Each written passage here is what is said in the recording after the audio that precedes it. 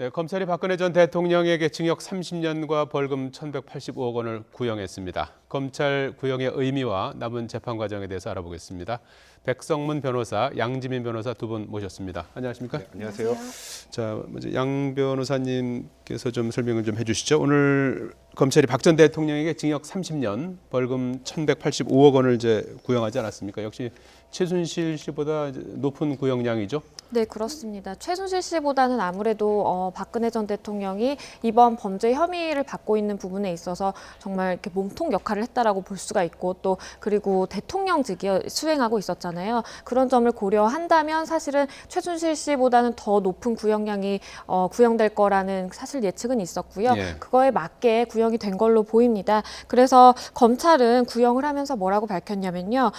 국민으로부터 위임받은 대통령의 권한을 사유화했다라고 얘기를 하고요. 또 국정을 농단하고 헌법 가치를 훼손했다라고 하면서 대한민국 헌정사에 오점을 남겼다라고 강하게 얘기를 했습니다.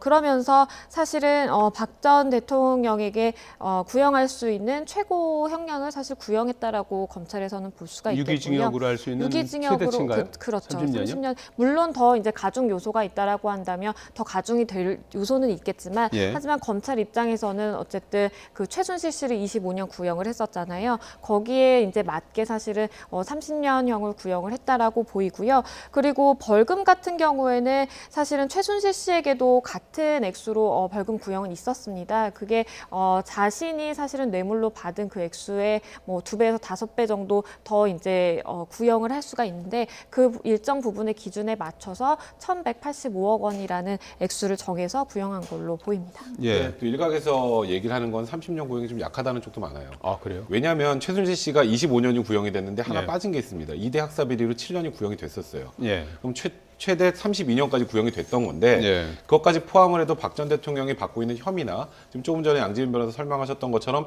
이건 박근혜 전 대통령이 없었으면 발생할 수가 없었던 일입니다. 아. 국정 최고 통수권자가 본인의 권력을 남용을 해서 어찌 보면 본인 스스로 탄핵까지 되고 나라가 이렇게 혼란에 빠졌다면 그에 대한 책임을 더 무겁게 물어야 되는 게 아니냐. 그리고 30년까지가 유기징역의 상한이긴 하지만 예. 가중 요소를 고려하면 최대 50년까지도 가능은 합니다. 예. 법적으로 무기징역을 선택하지 않더라도. 예. 그래서 일각에서는 구형량이 다소 약하다고 보는 견해도 있는데 또 검찰 입장에서 바라보면 박 전 대통령의 나이를 감안할 때 30년을 구형하면 사실상 종신형과 같다라는 판단도 일정 부분 작용한 게 아닌가 싶습니다. 예. 그대로 선고된다면 이제 95세, 90대 그렇습니다. 중반에 출소하는 걸로 이렇게 이제 산술적으로 나오는데요. 지금 18개 혐의를 네, 받고 있지 그렇습니다. 않습니까? 그 같은 그 재판부죠. 네, 같습니다. 예, 김세윤 네, 형사 22부입니다. 판사. 네. 이 18개 혐의인데 그중에서 최순실 씨와 겹치는 혐의가 13개라고 하는데요. 주요 혐의 내용을 좀 정리해 주실까요? 일단 뭐 미르재단, K스포츠재단의 본인의 직권을 남용해서 모금을 했던 혐의. 이제 그 부분은 직권 남용 부분이기도 하고 이게 예. 뇌물죄에 포함되기도 합니다. 그리고 또 하나는 KT의 최순실 씨 측근 내 채용을 압박을 했던 거와 광고 계약을 압박했던 부분. 이것도 역시 직권 남용 부분이고요. 또 문화예술계 지원 배제 명단 이 블랙리스트는 최순실 씨와 겹치진 않습니다. 이 부분은 김기춘 실장이나 조윤선 장관이 유죄 판결을 받았던 내용입니다.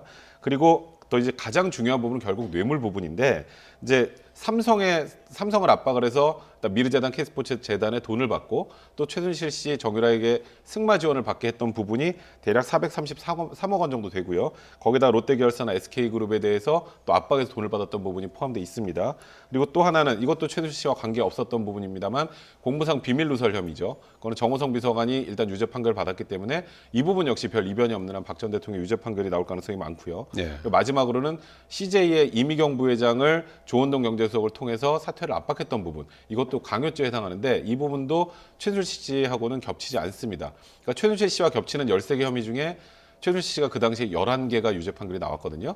그럼 같은 재판부라면 아마도 그 11개와 관련해서 동일하게 판단이 나올 거고요. 예. 지금 벌금이 1,185억 원이지 않습니까? 근데 최순실 씨도 벌금 액수는 대폭 줄었던 이유는 사실 삼성에게서 받았다는 433억 원 중에 실제로 인정됐던 부분이 70억 원 정도가 됐기 때문에 그의 기초로 이제 벌금이 결정된 거고요. 그래서 박 전 대통령도 이 징역형 부분은 모르겠습니다만 벌금 부분과 관련해서는 아마도 이번 구형량보다는 굉장히 많이 떨어질 가능성이 많습니다. 예. 지금 박근혜 전 대통령 쪽에 변호인이 있습니까? 네, 있습니다. 국선 변호인이 있죠. 예, 유형아 변호사는 안 나오죠. 유영하 변호사는 관여하지 않고 선임계를 넣지 않고 그때 예. 그 구속 기간이 연장되면서 유영하 변호사 스스로 이제 사임계를 제출한 상황이기 때문에 국선 예. 변호인이 진행을 하는데 예. 국선 변호인이 오늘 쉽게 말해서 피고인이 나오지 않은 상황이었음에도 불구하고 PPT 자료까지 준비를 해서 3시간 이상 최후 변론을 하겠다라고 입장을 밝혔고 예. 아직까지 진행이 되고 있는지 아직까지도 이제 선고일자가 잡히지 않았거든요. 아, 근데 뭐 오늘 눈물로 호소하는 내용도 있었고 예. 죄가 인정된다고 하더라도 그래도 그 국가를 통수했던 대통령에게 최대한 선처해달라는 취지의 최후 변론을 좀 했던 걸로 좀 알려지고 있습니다. 예, 나라 위에 했던 일까지 없던 건 만들면 안 된다. 네. 이런 유지의 네, 변론을 그렇습니다. 지금 하고 있는 것 같아요. 박근혜 전 대통령은 지난해 재판 보이콧 선언한 이후에 모든 재판에 불출석하고요. 일단은 사유는 이제 건강상의 이유로 불출석하고 있는 거죠. 네, 그렇습니다. 예. 건강상의 이유를 들어서 지난해 10월 이후로 계속해서 재판에 참석하지 않고 있고요. 예. 그렇기 때문에 처음에 이제 불출석하면서 얘기가 됐던 것이 과연 이걸 걸석 재판으로 진행을 하는 게 맞느냐, 아니면 예. 뭐 강제 인치라도 해와야 되느냐라고 얘기가 많았는데요. 아무래도 전직 대통령이다 보니까 일반인이라면 사실 인치를 얼마든지 할 수 있다고 봅니다. 하지만 전직 대통령이다 보니까 예우 차원에서 인치까지는 하지 않고 피고인이 없는 상황에서, 그러니까 국선 변호인만 출석을 한 상황에서 지금 계속해서 재판이 진행돼 왔고요. 예. 그리고 역시나 선고 기일에도 불출석할 가능성이 높지 않나라는 여론이 높습니다. 왜냐하면 이미 사실 출석을 하고자 했다면 뭐 구형을 하는 오늘 마지막 이제 공판 기일이라든지 그 전에 충분히 출석을 할 수 있었겠죠. 근데 그럼에도 불구하고 끝까지 이제 출석하지 않았던 거는 아무래도 막판 끝까지 선고 기일까지 불출석하지 않을까라는 생각이 듭니다. 예.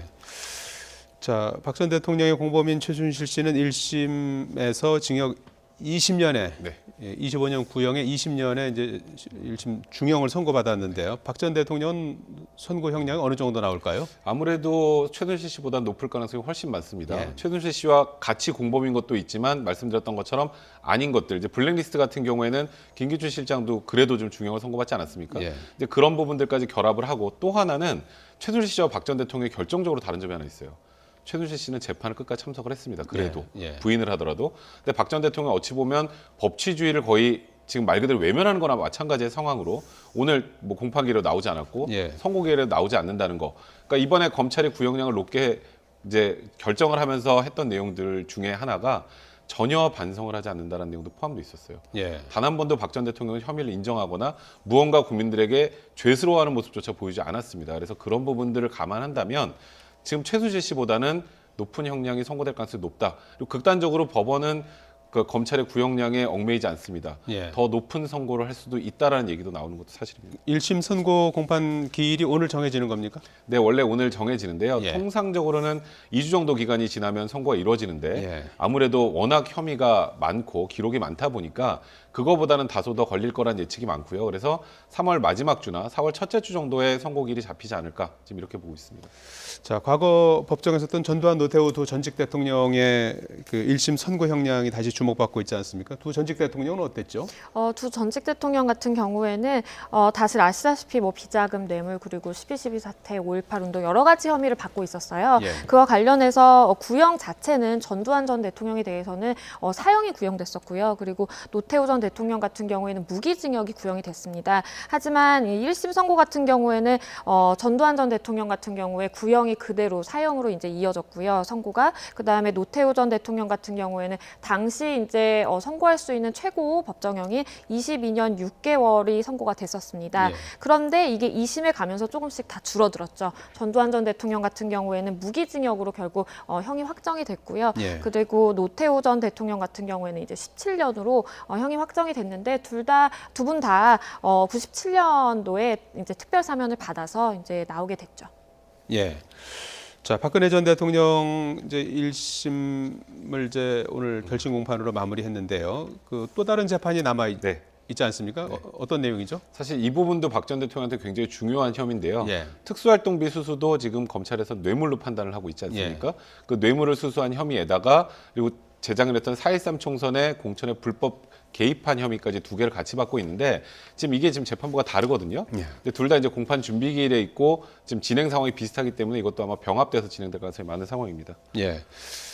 자, 이런 가운데 이명박 전 대통령에 대한 검찰 수사도 이제 뭐 정점으로 치닫고 있는 것 같아요. 아들 이시영 씨에 이어서 사위까지 소환돼서 조사를 받았어요. 전방위로 이제 압박하는 모양새인 것 같아요. 네, 그렇습니다. 이시영 씨 조사에 이어서 정말 빠르게 그 수사가 진행이 되고 있는데요. 예. 우선은 그 사위의 이제 자택이나 사무실에 대해서 압수수색이 일단은 진행이 됐었습니다. 거기에 이어서 직접 소환을 해서 조사를 받았는데요. 피의자 신분입니다. 이게 예. 새로운 뇌물수수 혐의가 지금 드러난 것인데 그 부분과 관련해서 이제 조사할 필요성이 있다라고 해서 부른 거고요. 그 내용은 2008년도 정도에 억대 금품을 수수하는 통로 역할을 했다라는 거예요.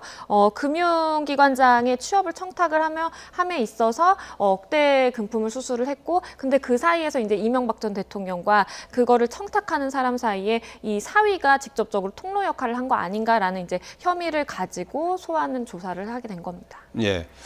자, 이명박 전 대통령의 검찰 소환이 얼마 남지 않았다. 이제 이런 전망이 우세하지 않습니까? 그런데 이명박 전 대통령은 천안함 기념관을 찾았다고 해요. 이건 어떤 의미라고 봐야 되는 거죠? 사실 이명박 전 대통령 측이라고 하겠습니다. 이명박 예. 대통령 측에서 지금까지 모든 혐의에 대해서 좀 부인하고 있는 모양새인데 예. 사실 지금 이제 거의 모든 친인척을 포함한 측근들이 전부 이명박 전 대통령의 불리한 지수를 내놓고 객관적인 증거 자료들 영포빌딩 지하 2층에서 많은 게 확보가 돼서 사실 측근들이 들어가서 왜 본인 스스로 자백을 하겠습니까? 그건 객관적인 증거 자료를 내밀고 하기 때문인 거거든요. 그렇다면 지금 법적으로 다툴 수 있는 게 그렇게 많지 않다라는 측면에서 보면 어찌 보면 박 전 대통령과 좀 유사한 방식을 택하는 게 아닌가. 결국 지금 재판은 정치 보복이고 예. 이게 지금 천안함 거기에 갔던 이유도 이번에 김영철 방한과 관련해서 이거 보수 진보의 그 구도로 가서 이 재판을 좀 정치 재판화하려고 하는 것이 아닌가 뭐 이렇게 바라보는 관점이 많은 것 같습니다. 예. 검찰이 오늘 그 일부 보도에서 구속영장 청구 방침과 관련한 이제 보도가 있었나 봐요. 네. 그래서 일단은 부인하고 정해진 건 없고 통상적인 절차를 따를 것이다 이렇게 이제 설명을 했거든요. 그건 어떤 내용으로 봐야 되는 겁니까? 사실 지금 그냥 객관적으로 바라봤을 때 예. 전직 대통령이 아니라면 100% 구속영장이 청구될 수밖에 없는 사안입니다. 예. 일단 금액도 너무 크고요. 거기다 아주 간단히 생각해 보면 김백준 총무기획관 같은 경우에는 방조범이라고 했는데도 구속영장이 청구됐고 발부가 된 상황이죠. 그렇다면 방조범이 구속영장이 청구되고 발부가 됐는데 주범이 구속영장 청구 안 된다는 건 좀 납득이 곤란한 상황인데 예. 다만 이명박 전 대통령은 박 전 대통령과 마찬가지로 전직 대통령이라는 신분이 있기 때문에 검찰에서 지금 당장 구속영장을 청구한다, 청구하지 않는다라는 입장을 밝히는 것 자체가 굉장히 어찌 보면 좀 검찰 입장에 당황스러운 상황인 거고요. 그래서 지금 현 시점에서는 검찰이 말을 아끼는 그런 상황이라 봐야 될 것 같고, 그러니까 이명박 전 대통령에 대한 구속영장 청구 부분은 전직 대통령으로서 예우를 어느 정도 하느냐에 따라서 결정될 사안인 것 같습니다. 예. 자, 군 대선 개입 수사 은폐 의혹 혐의를 받고 있는 김관진 전 국방장관이 오늘 피의자 신분으로 검찰에 소환됐습니다. 소환 모습 잠시 보시겠습니다. 사이버사 은폐 의혹에 대해서 인정하십니까? 수사 인력 일부가 수감되어 있기 때문에 대단히 가슴이 아픕니다. 논란이 되고 있는 문제에 대해서는 적극 소명을 할 것입니다. 자, 이 김관진 전 국방장관은 지난해 11월 사이버 사령부의 네. 댓글 공작 개입 혐의로 네.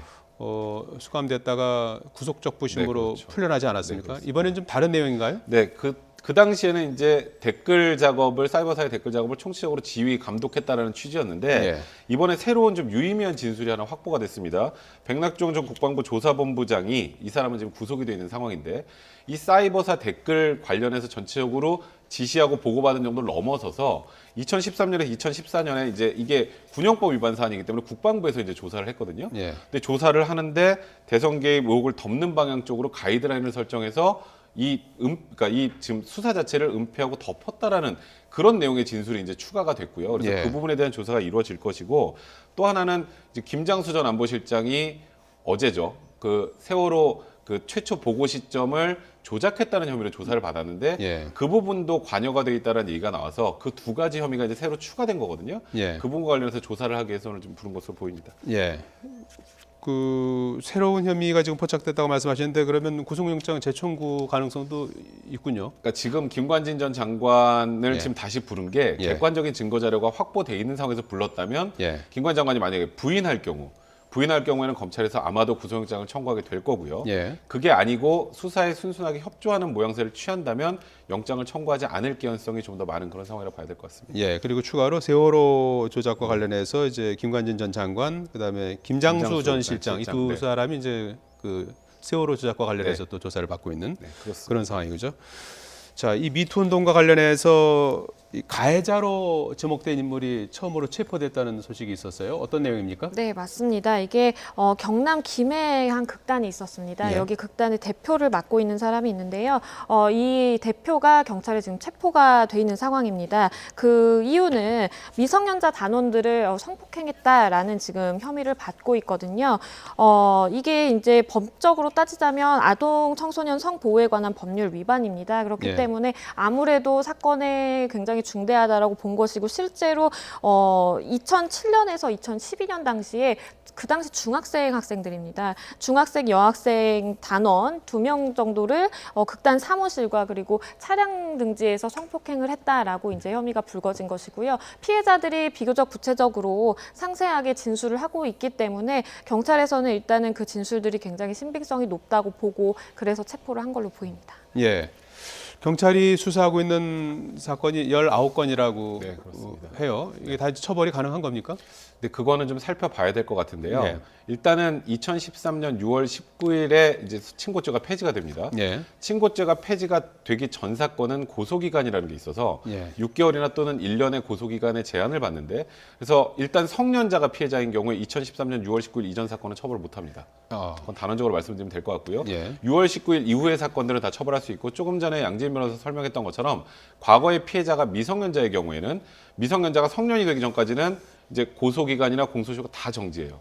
그리고 성년이 되고 나서 그 다음에 다시 고소기간이나 이런 문제들이 발생을 하는데 이제 미성년자 이제 성범죄 같은 경우에는 공소시효 그러니까 그 고소기간 폐지가 친고죄 폐지가 조금 일반 성인보다 좀 빨랐기 때문에 지금 아까 말씀하셨던 그 경남 김해에 있었던 번자기 그 극단의 대표는 지금 체포가 된 거고 결국은 지금 현재 발생하고 있는 성년에 관련된 사건들은 2013년 6월 19일을 기준으로 해서 판단하셔야 될 것 같습니다. 예.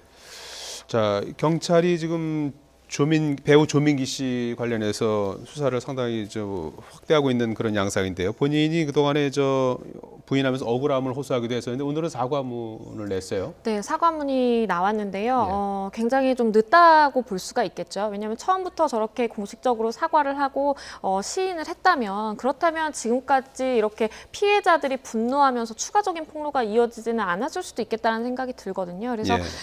처음에는 사실 조민기 씨가 다들 아시다시피 부인을 했다가 오늘 낸 이제 사과문에서 모든 게 본인의 불찰이고 또 잘못이다. 그리고 피해자분들에게 사과 말씀을 드리고 앞으로 모든 책임을 회피하지 않겠다라고 하면서 법적으로 책임을 지겠다라는 이제 내용도 있었습니다. 그래서 앞으로는 뭐 헌신과 봉사를 하면서 살아가겠다라고 얘기를 했는데요. 저 얘기가 부디 진심이었으면 좋겠고 피해자들이 조민기 씨가 범행 사실을 부인하는 걸 보고 또 더 깊은 상처를 받았잖아요. 그런 네. 부분들을 감안한다면 지금이라도 자숙을 하고 또 거기에 더불어서 법적인 처벌까지도 또 이어지면 좋을 것 같습니다. 예. 이 피해자가 지금 경찰 말에 따르면 뭐 10명이 넘는다고 해요. 그래서 직접 이제 출장 조사라고 해서 피해자를 찾아가서 경찰에 이제 나오게 되면 이제 아무래도 또 2차 피해 우려도 있어서 네. 그런가요? 그래서 이렇게 10여 명이 넘는 건 어떻게 봐야 되는 겁니까? 일단은 그만큼 우리 사회에서 수면 위로 드러나지 않았던 성범죄 사건들이 많았다라고 볼 수가 있겠고요. 그 저변의 그 이유를 또 살펴보면 많은 성범죄 피해자들이 부디 비단 여성뿐만이 아닐 수 있겠지만 대부분의 많은 여성 피해자들이 그 목소리를 내는 데 있어서 굉장히 두려워했고 또 용기를 내기 힘든 상황이었다. 네. 사회적인 상황이 그랬다라고 판단을 할 수 있을 것 같고요. 개인적으로는 뭐 지금이라도 이렇게 많은 사람들이 용기 내서 설령 그 친고죄가 폐지되기 이전에 발생한 범행이어서 형사적으로 가해자가 처벌을 받지 못할지언정 어쨌든 이게 사회 정의에 부합한다라는 그 취지에서 믿음에서 이렇게 목소리를 내는 건 바람직하다라고 보이고요. 그리고 경찰에서 뭐 지금 10명이 넘는 19명 정도를 지금 뭐 수사를 할 계획이다 뭐 이런 얘기도 있었는데요. 사실은 어쨌든 지금 처벌 가능한 그 사건들에 대해서는 다 사실 조사를 하고 처벌까지 이어지는 게 맞다고 보고요. 예. 뭐 조민기 씨 같은 경우에도 피해자들이 계속해서 속출하고 있는 상황인데 처벌할 수 있는 그 사건에 대해서는 본인이 직접 적극적으로 나서서 조사를 받는 것도 바람직해 보입니다. 네, 다양한 뭐 지금 유형이 나타나고 있는데요. 조재현 씨 같은 경우에는 그 처음에 성추행 의혹 제기되면서 자숙하겠다 이런 뜻을 밝혔는데 그 제보자 색출에 나섰던 것으로 이렇게 알려지면서 또 다시 논란이 되는 것 같아요. 그러니까 이제 조재현 씨 같은 경우는 일종의 이제 압박을 네, 한 그렇죠. 거죠. 예. 성추행 사건이 이제 보도가 나가고 나서 네. 그걸 보도한 기자한테 5번 정도 전화를 해서 본인이 잘 기억이 안 나는데 그 피해자가 누구냐라고 해서 계속 물어봤다라는 겁니다. 근데 이게 뭐 한 측면에서 보면 또 이렇게 평가하는 경우도 있어요. 조재현 씨가 정말 이 외에도 피해자가 여러 명이 있다는 건 이미 알려진 사실이거든요. 예. 누가 이 문제를 제기를 했는지 본인이 명확하지 않아서 그랬다고 보는 견해도 있지만 대부분은 이 피해자를 찾아서 뭔가 회유하고 압박하려고 했던 것 아니냐. 그러니까 조재현 씨가 실제로 이렇게 사죄하고 또 사과하고 했던 것들의 진정성이 좀 의심이 되는 상황이 아니냐라고 보는 견해가 좀 있는 것 같습니다. 예.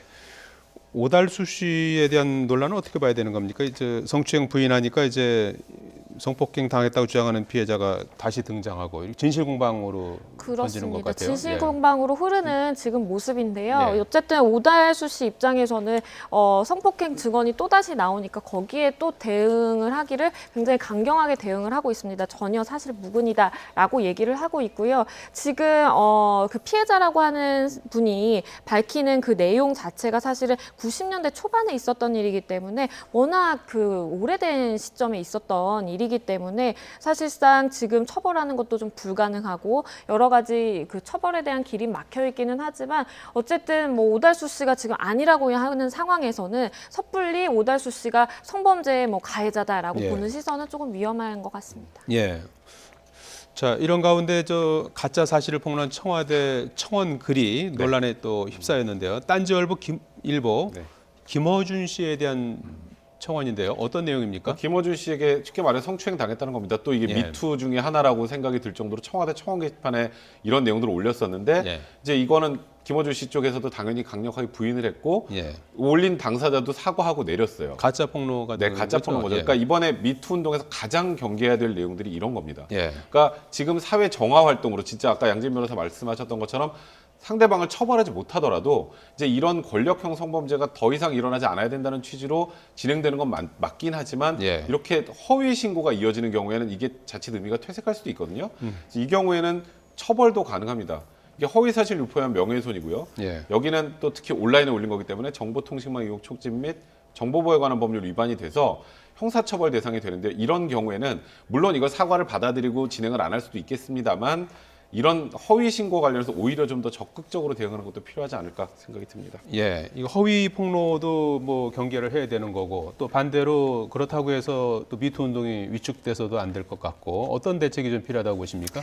사실은 지금 그렇기 때문에 많이 나오는 얘기가 미투 운동이 어떻게 보면 그 사실적시에 의한 명예훼손 성립 가능성도 또 있는 부분이기 때문에 예. 일각에서는 사실을 적시하는 경우에는 명예훼손으로 처벌하는 거는 안 된다. 이거를 조금 개정해 나가자라는 사실 목소리도 있어요. 네, 민주당에서도 그 폐지를 추진하기로 네, 그렇습니다. 했다고요. 예. 근데 이 부분이 상당히 조금 조심스러운 부분인 게 뭐냐면 그렇다고 한다면 모든 범죄자들이 범죄를 저지른 경우에는 1차적으로 형사처벌을 받게 되고 2차적으로는 또 사회적으로 질시와 지탄을 받아서 사회적으로 또 매장되는 이렇게 2차적으로 또 이렇게 고통을 받아야 되는 측면도 있거든요. 그렇기 때문에 양쪽 측면이 다 있어서 사실적시에 의한 명예훼손 폐지에 대해서는 또 양쪽 그 찬반 논란이 좀 그 거센 상황입니다. 예.